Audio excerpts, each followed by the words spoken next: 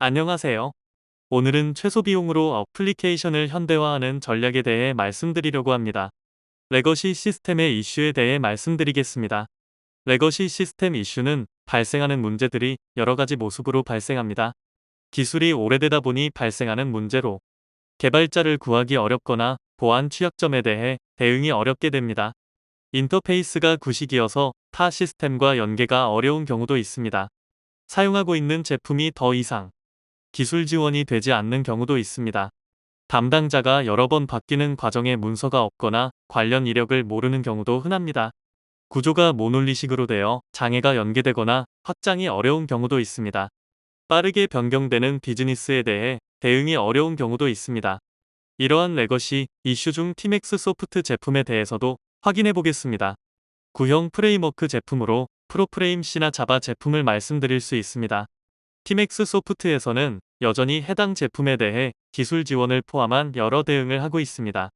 그럼에도 불구하고 6가지는 레거시 시스템의 이슈를 가지고 있습니다. 제품 특성상 낮은 스튜디오 버전을 제공하고 있어 최신 기능을 이용하거나 툴 내 활용에 제한이 있습니다.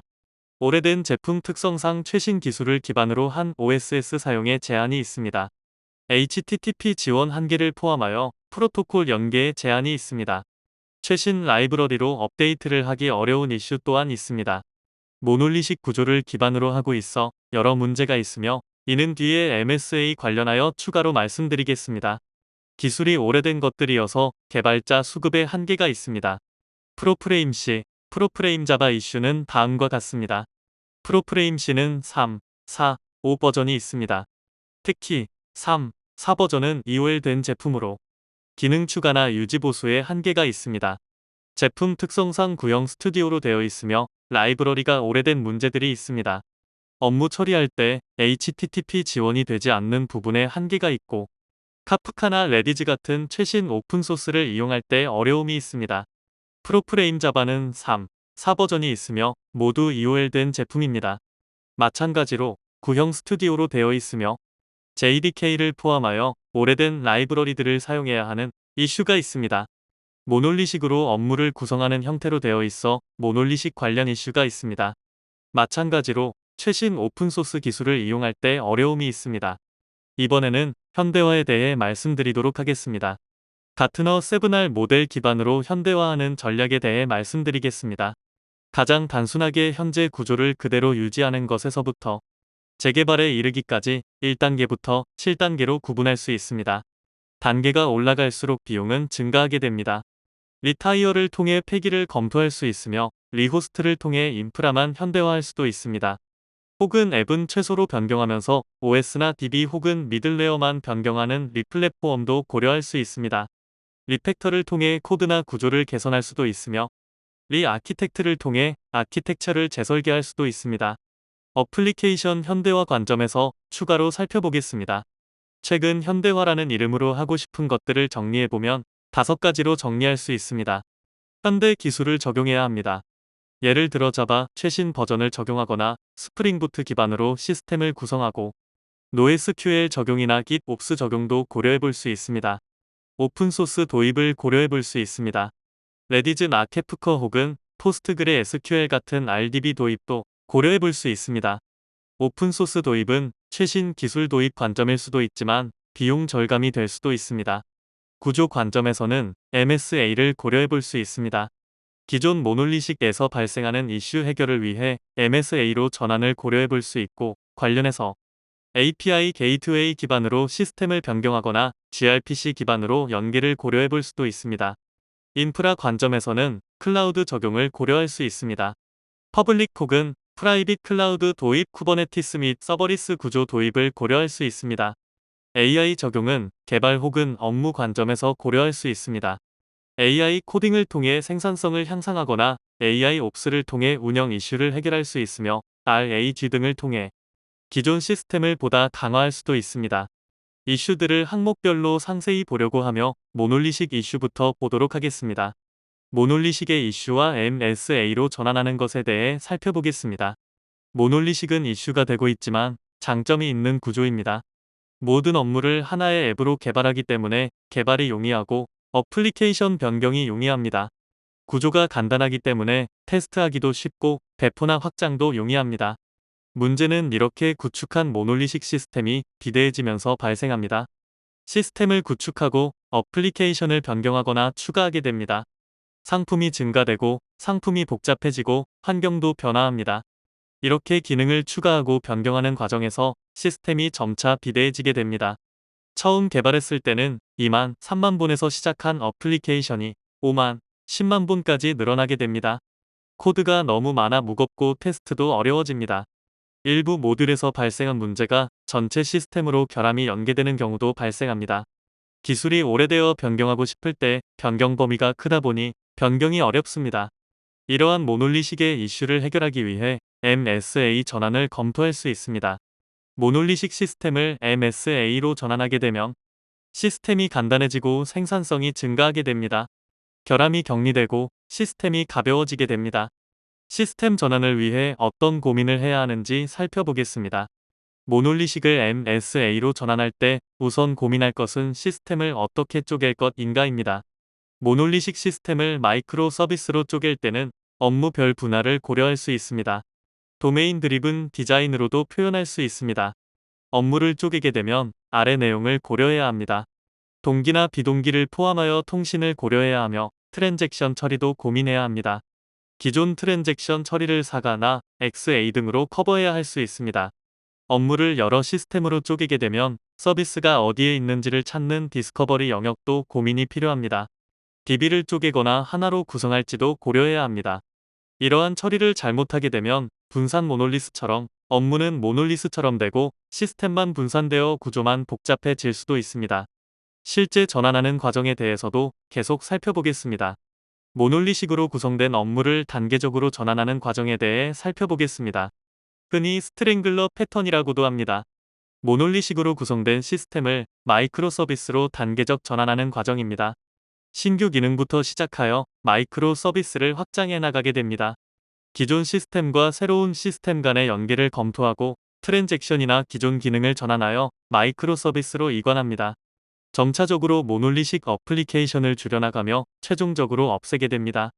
문제는 이러한 과정 중에 연계나 코드 분리 트랜잭션 처리들을 진행해야 합니다.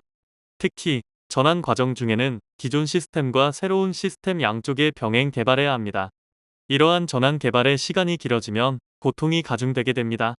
다른 전환 방법으로 전체 재개발에 대해서도 얘기해 보겠습니다. 단계적 전환과는 다르게 한 번에 전체 업무를 재개발합니다. 이렇게 진행할 경우 비용과 시간이 많이 필요합니다. 재개발의 경우 한 번에 처리하기 때문에 많은 인력이 한꺼번에 작업하게 됩니다. 재개발 특성상 많은 인력이 모든 업무를 개발하기 때문에 많은 인력과 비용이 필요합니다. 재개발을 진행하더라도 업무 특성상 기존 업무는 계속 기능을 추가하게 됩니다. 문제는 이러한 재개발에 대해 새로 구축하는 업무에 대해서도 대응 개발을 진행하는 데 있습니다. 시간이 길어지면 이러한 대응 개발이 많아지고 비용이 더 늘어나게 됩니다. 결국 가장 중요한 것은 이러한 재개발 과정에서 시간을 단축시키는 것입니다. 어플리케이션을 현대화하기 위해서는 여러 조건이 필요합니다. 시간 단축이 가장 핵심이며 구조적 분석을 통해 어떻게 전환할지에 대해 방향을 잡아야 합니다. 대응 개발을 하기 위한 전략이 필요하며 as is와 to be의 제품에 대한 이해도가 필요합니다. 기존 기능에 대해 어떻게 대응할지도 전략적인 방법이 필요합니다. 이러 조건들을 충족할 때 기존 어플리케이션을 현대화하는데 리스크를 최소화할 수 있습니다.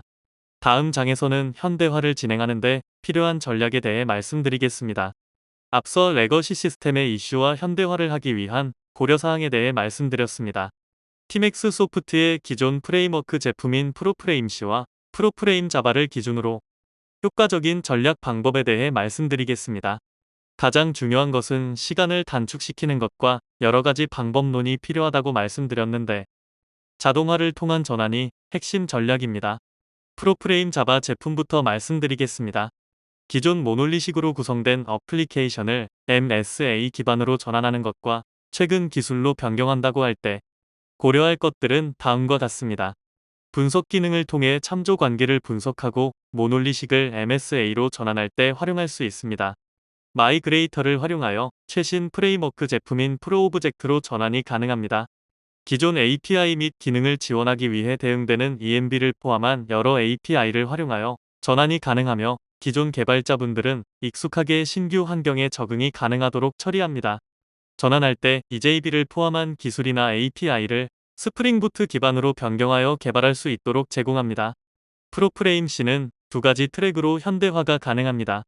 기존 제품을 이용할 때 가장 이슈가 되었던 스튜디오가 오래된 것이나 최신 기술 적용에 한계를 업그레이드로 극복하는 방법과 스프링 부트 기반의 프로 오브젝트로 마이그레이션하는 방법 두 가지가 가능합니다. 업그레이드를 하게 되면 오래된 기술들을 최신 스튜디오나 OSS 연계, HTTP 연계 등 다양한 방법으로 제공해주고 AI 지원 등 신규 기능으로 극복할 수 있도록 제공합니다. 프로프레임 C 6.0에 대해서는 다음 페이지에서 추가로 말씀드리겠습니다. 마이그레이터를 활용하여 프로 오브젝트로 전환하는 것은 메타와 코드를 신규 프레임워크에 맞춰 전환하는 것입니다. 높은 전환율을 통해 리스크를 감소하고 AI를 보조적으로 활용하여 코드를 최적화할 수 있습니다. 두 가지 방법 모두 레거시 시스템의 이슈로 얘기한 부분들을 최신 기술로 전환하여 극복이 가능합니다. 프로프레임 C 6.0은 2025년 3분기에 릴리즈한 제품으로 여러 기능들이 추가되었습니다. 대표적으로 스튜디오를 최신 버전으로 변경하였습니다. 이를 통해 CDT를 지원하여 디버깅이나 리팩터 기능을 이용할 수 있습니다. 또한 테마나 템플릿 기능들을 활용할 수 있고 에디터 기능도 개선되었습니다. 여러 캐시를 모듈로 제공하여 맵이나 T캐시, 레디스를 선택적으로 활용할 수 있습니다. 로그 뷰어를 통해 스튜디오에서 로그 조회가 가능하며 EMB를 통해 카프카를 이용할 수 있습니다. 또한 라이브러리 추적이나 메모리 체크 같은 운영 기능도 추가되었습니다. 이외에 AI 코딩 기능이나 기존 코드를 마이그레이션하는 기능 HTTP 지원 같은 기능도 계속 확장해 나갈 예정입니다. 프로프레임 C나 자바에서 최신 프레임워크 즉 프로 오브젝트로 전환하는 것에 대해 말씀드리겠습니다. 언어 전환이 포함된 C 전환이 보다 어렵기 때문에 프로프레임 C를 기준으로 자료를 작성하였으며 프로프레임 자바의 경우 비슷한 구조로 진행되며 전환율은 더 높습니다. 전환 구조를 말씀드리려면 이전 제품의 구조를 이해할 필요가 있습니다. 이전 프로프레임 제품은 DTO, DBIO, EMB 같은 리소스를 XML 형태의 메타로 관리합니다. 여기에 사용자 코드들이 결합되어 있는 형태이며 각각의 리소스에 맞게 코드를 생성하게 됩니다. 생성한 코드는 각각 프로프레임이나 팀엑스의 API를 기반으로 생성되며 매핑이나 스트럭트, 버추얼 모듈을 포함한 코드들이 포함됩니다. 또한 매크로나 엔진의 기능들도 포함됩니다. 전환을 할 때는 가 교소에 맞춰 메타는 메타로 코드는 코드로 전환하는 방법을 적용해야 합니다. 이러한 전체 구조를 바탕으로 어떻게 신규 프레임워크로 전환이 가능한지 살펴보겠습니다. 우선 메타 전환에 대해 말씀드리겠습니다. 프로프레임을 전환할 때는 각각의 리소스별 형태에 맞춰 전환이 필요합니다. DTO나 EMB, DBIO와 같은 각 모듈별 자산이 프로 오브젝트의 각 자산에 맞춰서 전환되어야 합니다. 이렇게 전환한 DTO, EMB, DAO들을 기반으로 코드 생성하게 되면 프로 오브젝트 자산에 맞춰 DTO, DAO, 서비스, 컴포넌트에 맞춰 어플리케이션이 구성됩니다. 이번에는 코드 전환에 대해 말씀드리겠습니다. 코드를 전환할 때는 AST 즉 추상 구문 트리를 이용합니다. 저희는 오픈리라이트라는 기술을 통해 이러한 코드 전환을 진행하고 있습니다. as is 코드를 구문 분석하여 코드의 AST를 뽑아내고 해당 코드에 맞는 방법론이나 API를 통해 신규 코드의 AST를 생성합니다. 이렇게 생성한 AST를 신규 코드로 생성하게 되면 코드를 작성하지 않아도 기존 코드가 신규 코드로 변경되게 됩니다. 이러한 형태로 전환을 진행하게 되면 프로프레임 C나 프로프레임 자바의 리소스가 프로 오브젝트의 리소스로 변경되게 됩니다. 각 리소스별로 서비스 영역은 서비스 빈으로 변경되며 비즈니스 영역은 컴포넌트 빈으로 변경됩니다. DB를 처리하는 모듈은 DAO를 포함한 마이바티스 기반의 매퍼로 변경됩니다. 기존의 유틸이나 API들은 프로 오브젝트에 대응되는 유틸이나 API로 변경됩니다. 추가로 AI 전환에 대해서도 말씀드리겠습니다. AI 전환은 실제 코드가 심플하거나 주석 및 네이밍이 명확한 경우, 코드의 뎁스가 깊지 않은 경우에 실제 잘 전환됩니다.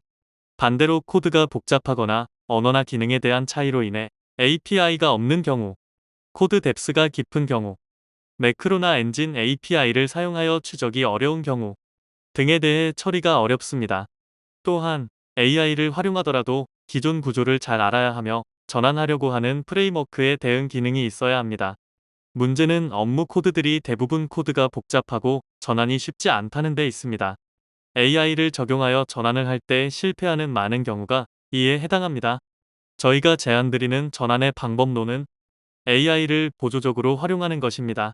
큰 틀에서 전환을 통해 대부분의 코드를 전환하고 AI를 통해 코드를 리팩토링하거나 에러를 수정하여 전환율을 올리는 방법입니다.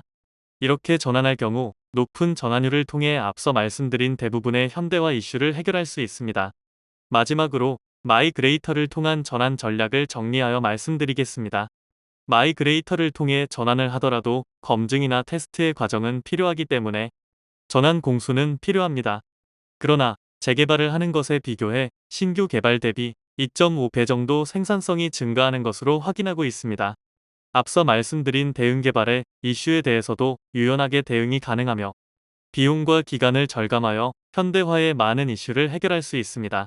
어플리케이션을 현대화한다면 마이그레이터를 활용하여 전환하는 것을 우선 고려해보면 좋을 것 같습니다. 발표 들어주셔서 감사합니다.